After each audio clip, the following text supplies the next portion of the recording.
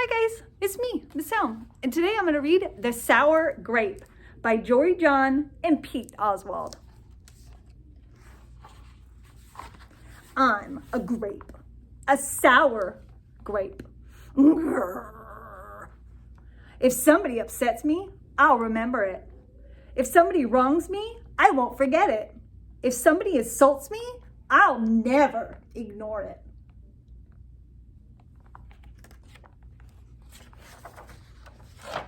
See that banana over there? That banana slipped and bumped me. So I'm holding a grudge. Do you see that orange? That orange didn't call me back for a week. Grudge.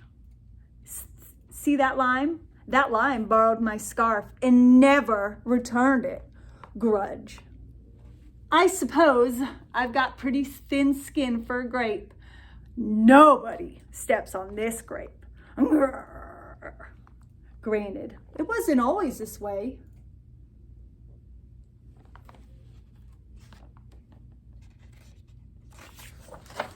I grew up in a close-knit bunch. There were about 3,000 of us in our little community, and we were sweet to each other. You look nice today. So do you. No, you do. We lived on a vine. Sure, it was a little bit claustrophobic, especially when we were trying to get ready in the morning. Are you done in there? Come on! But my family was ripe with humor, goodwill, and warmth, and we did our best with what we have. Are you going to finish that?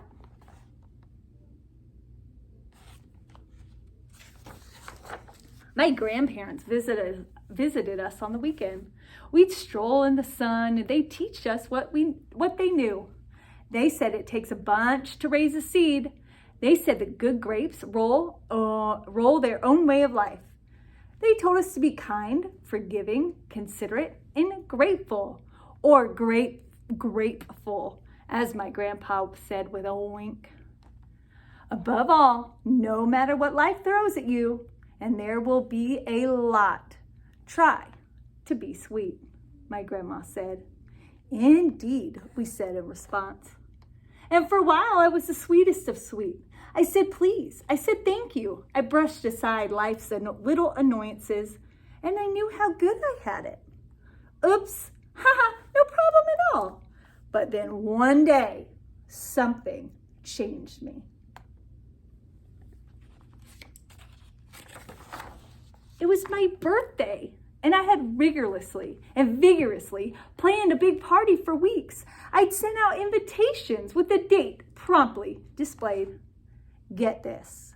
I had a Ferris wheel, a magician, and hay rides. I had snacks upon snacks upon snacks, and the highlight of the party was a fireworks display, which would happen at sundown. I stood out in front, and I waited for folks to arrive. I had a gigantic smile on my face. I waited. Everyone was a little bit late, it seemed. No big deal. No whoop. So I waited. A tumbleweed rolled by. A coyote howled in the distance. Howl! A sun sank below the hills, and I waited.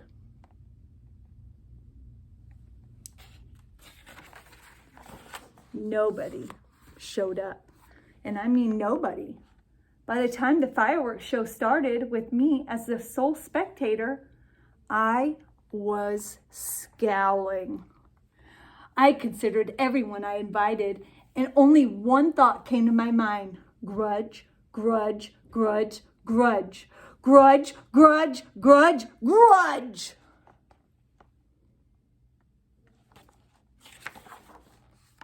After that, my personality became something else entirely. I went from a sweet grape to a bitter grape to a snappy grape. Who moved my chair? Finally, I became a sour grape. Grrr. I started holding minor grudges that eventually became major grudges. Hey, why don't you watch where you're going? I scowled so much that my face got all squishy. You know what? Don't even bother calling me back. I took my grumpiness out on everybody. Are you ever gonna return my scarf? And that's just how it's been. Day after day, week after week, month after month, grudge after grudge. But something happened recently that changed my thinking.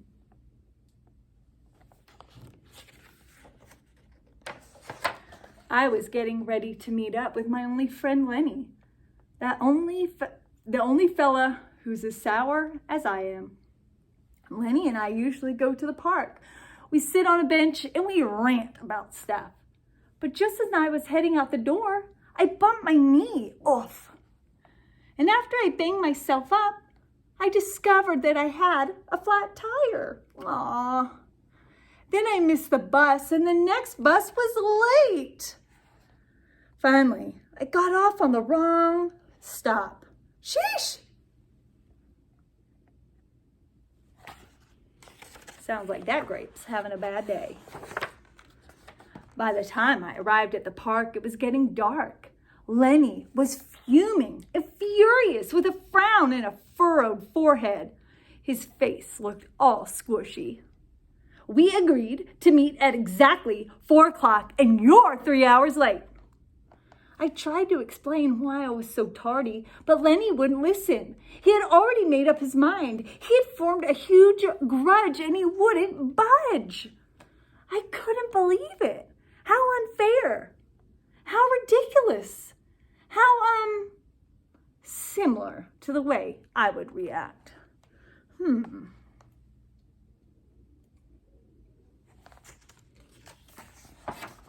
Lenny was pretty worked up. He was pacing back and forth and emitting the occasional grumbles. His tone was tart. I gave him a little space. Besides, it was nice out.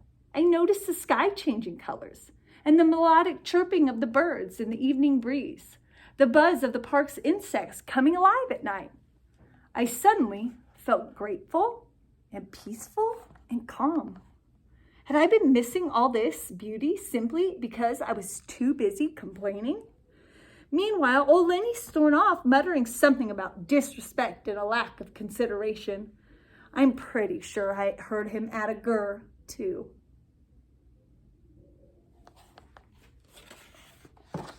I walked home. I pulled a dusty box from under my bed. There were old family photos in there. I spotted myself in one of the pictures. It was so sweet. I knew that little grape from the photo was still a part of me deep down. It would just take some work to get back there again. And it was that exact moment that I found the invitation. I had sent out for my infamous birthday party, the one where no one showed up. It said May 31st. But wait a minute here. My birthday was on May 21st. Alas, I had told everyone to come on the wrong day. Gulp. It was all my fault. I realized nobody's perfect, not even me.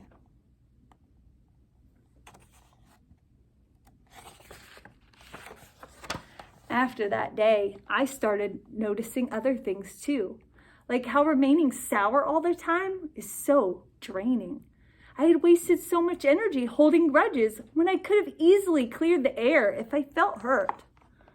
And yes, I still get upset from time to time, and that's okay, because now I talk and I listen and I work things out instead of just walking away.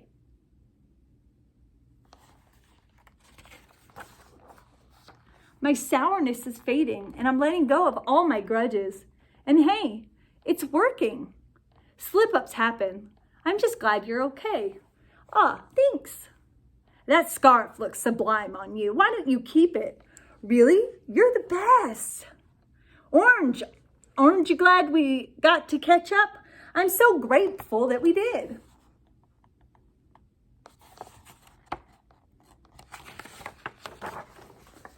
Sure, sometimes I still let out a little grr when I'm frustrated, like this. Grr. But then I move on, and my face is less squishy too. Oh, and don't worry, things are okay with Lenny again. Gosh, I'm sorry I'm late. You must be furious. No big deal, my friend.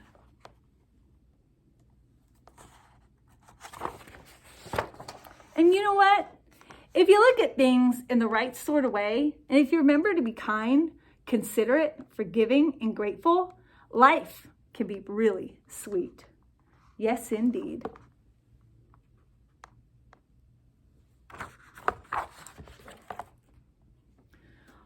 Talk with your family. Why do you think it's so important to be kind to others? Could you imagine if everybody held grudges on everybody about everything? I don't think that'd be a very nice place to live. Bye.